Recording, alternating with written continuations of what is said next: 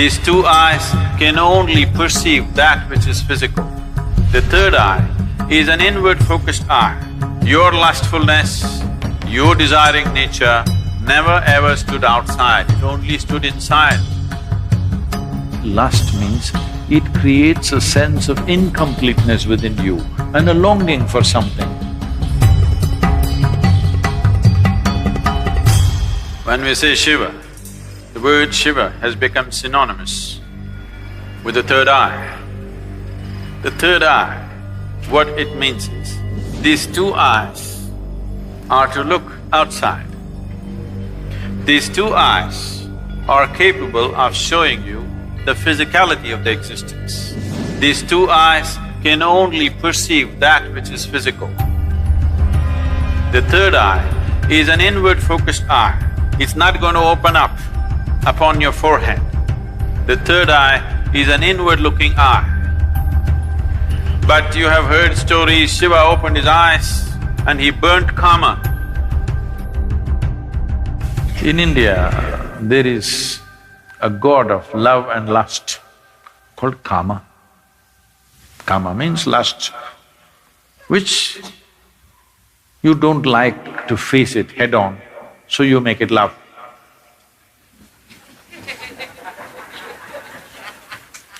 Because you need some aesthetic to it. So, he hides behind a tree and shoots an arrow at Shiva's heart. Tuck, it hits him and Shiva gets a little disturbed. Then he sees it's Kama. That is, it's his own lust coming up. Then he opened up his third eye, a fiery eye, and burnt Kama. He was hiding behind the tree, but he was burnt into ashes. Then Shiva took the ashes of this burnt Kama and smeared himself. That I have put these things to rest for good. That is the general story told to the people. But you tell me, your lust arises within you or behind the tree? No, you may go behind the tree, that's another matter.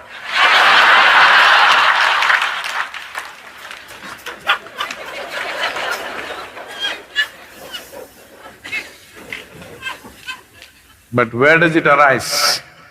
Within you. Desire is not hanging outside. It is not because a beautiful woman or a beautiful man is sitting there, your desire comes. Because the desire, the karma is within you. So he opened his third eye and burned the karma within himself, not the one who is standing outside. Because he never ever stood outside. Please look at this and see. Your lustfulness, your desiring nature never ever stood outside, it only stood inside. So he opened his third eye, not this way, inward. Then he saw this lustfulness, which essentially means that some aspects are built into you which makes you feel incomplete. So you think you will find completion only by going towards something or somebody. Lust is not just about opposite sex. Shopping is lust. Because you have to go towards something, only then life will be complete. Every desire is lust, because without that I cannot exist. I want that, because only when I have that, this will be complete. It may be a thing, it may be a position, it may be power, it may be sexuality, it doesn't matter what it is.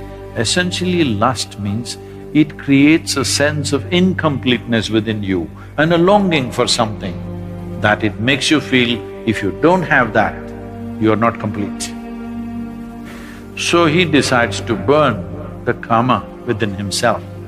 He burned the kama and then instead of sweat,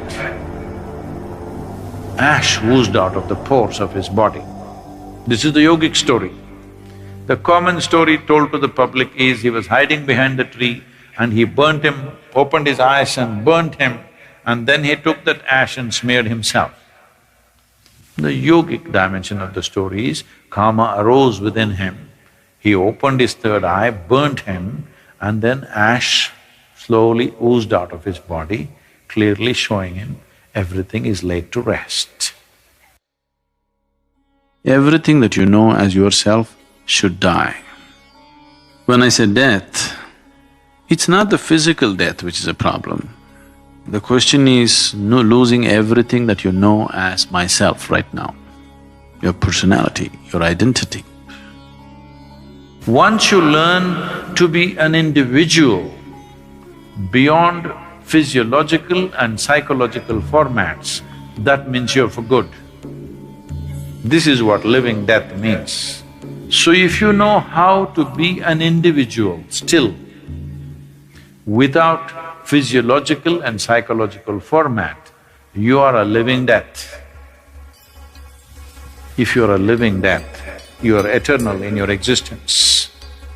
It is time that you become living death so that you live eternally.